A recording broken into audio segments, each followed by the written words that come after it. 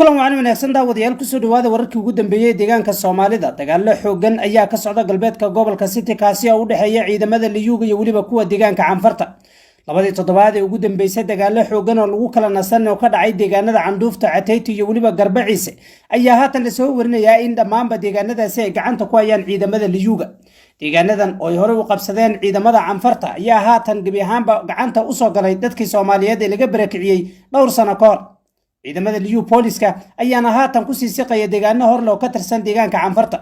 qowmiyadda Canfarta oo dhibaato xoogan ku haysay dhammaan shacabka Soomaaliyeed ee ku dhaqan galbeedka gobolka City ayaa dagaalkan labada isbuuc ka socdo deegaanadaasi waxay ku waayeen dhammaanba saraakiisha hogaaminaysa ciidamadooda iyadoo waliba saraakiisha dagaalkan ee ku dhintay ee markaasi la xaqiijiyay uu ka mid yahay madaxii abaanduulaha ciidamada Liyuga ee deegaanka Canfarta iyo waliba madaxii maleeshiyaadka oo asagana ka mid noqday saraakiisha faraha badan ee ciidamada Liyu Booliska ay ku dileen dhulkaasi dhinaca kale waxay baroodiiq iyo waliba oohin ka socotaa inta badan deegaanka Canfarta iyadoo waliba madaxweynaha dawladda deegaanka Canfarta iyo wafdi oo hogaaminayo ay ka mid yihiin culimadiinka waxgaradka iyo waliba ganacsatada deegaanka Canfarta ay haatan ku sugan yihiin magaalada Addis Ababa ee xarunta wadanka Ethiopia ujeedka wafdigan ayaana ahaa in Abiy Ahmed ka dhaadhiciyaan xasuuqa iyo waliba sidoo kale jabka gaaray ciidamadooda iyadoo arintaasina Abiy Ahmed gabi ahaanba uusan ka garaabin waxaana la ogaa dawladda Ethiopia in dhowrkii sano ee la soo dhaafay oo xasuuq baan ay ka waday Canfartu deegaanada dhulka Soomaalida ay markaasi la safanayeen ama ay garab siinayaan ciidamada militariga dalka Ethiopia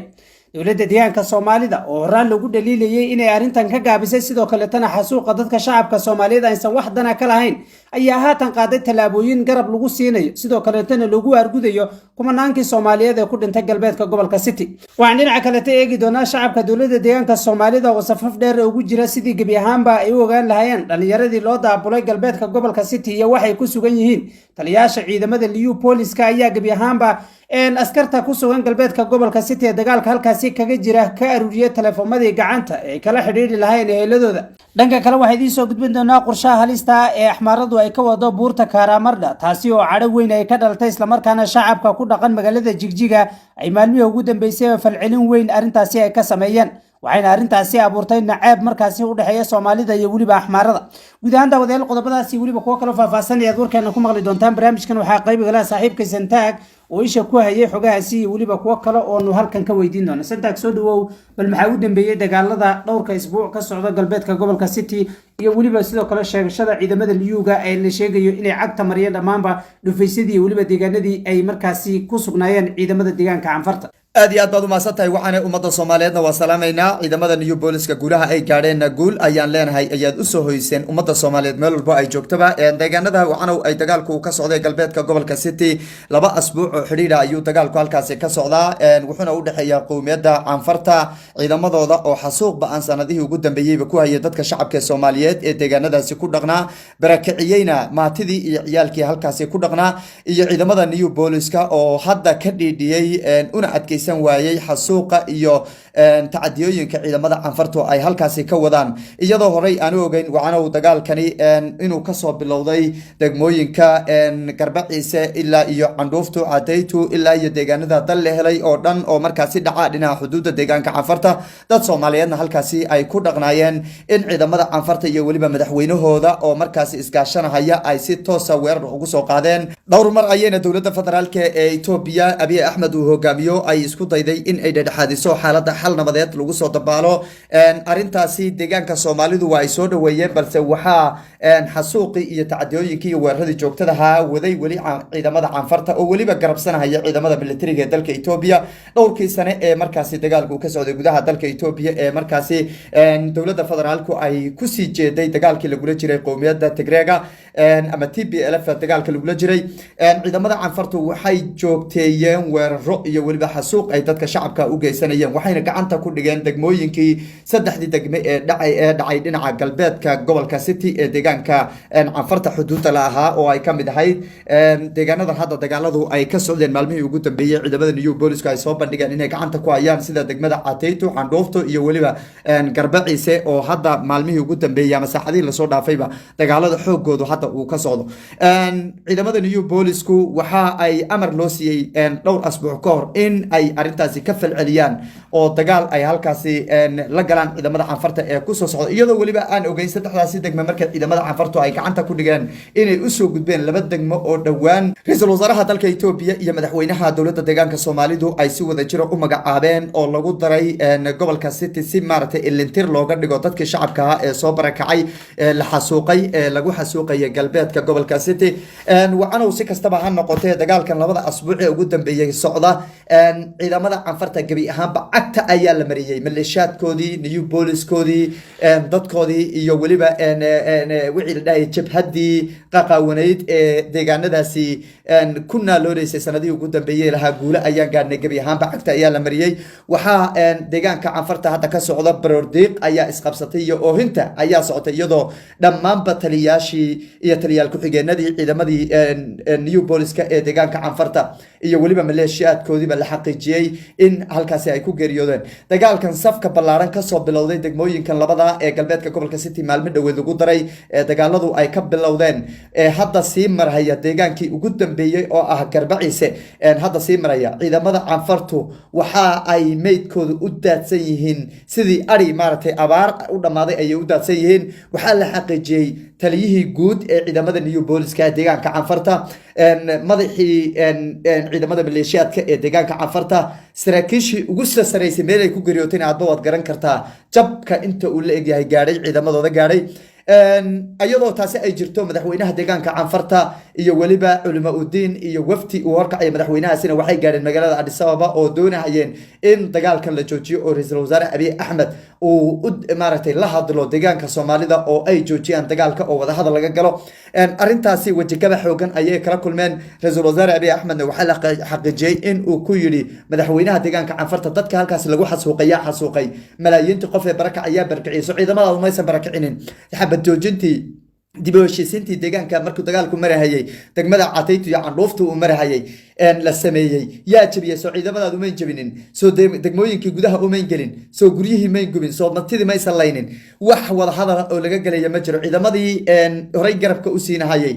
militariga Itoobiya waxa amar lagu siiyay in aysan tallaabo qaadi karin oo labada qowmiyadood ee dagaalahaya ay dhadhaxaad ka noqdaan oo wax hataa dhinacna aysan la safan karin ayaa amar lagu siiyay si kastaba ha noqotee dagaalkan maanta la qaaday iyo tallaabadan dowladda deegaanka Soomaalidu ay qaaday waa tallaabo guul weyn laga gaaray waa tallaabo ummadda Soomaaliyeed maanta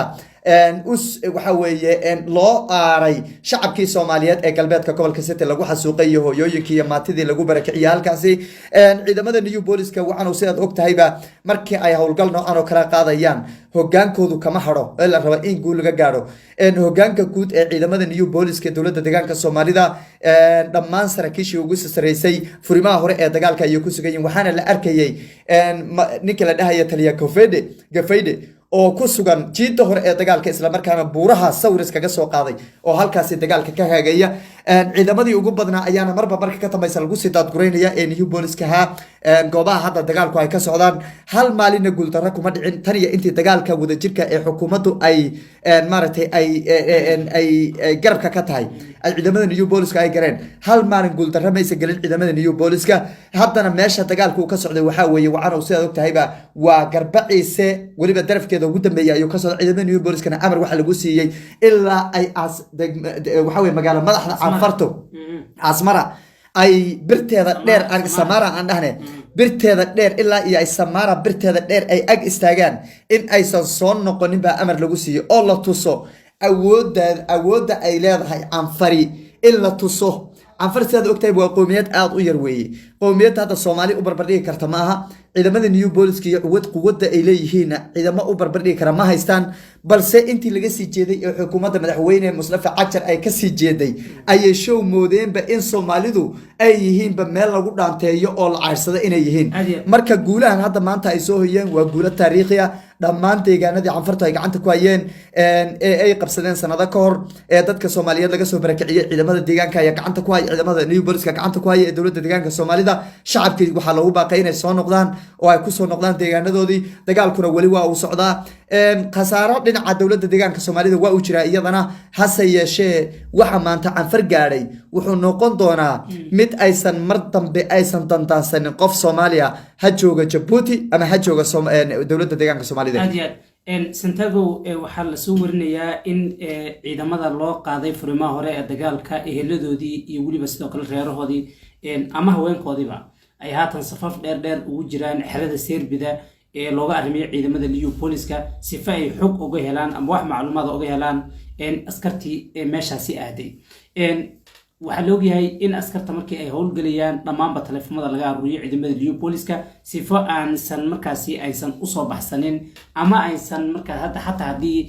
ay guul gaadhaan aysan ula wadaagin eheladooda bal arrintan dowladda Soomaalida maxay ka qabatay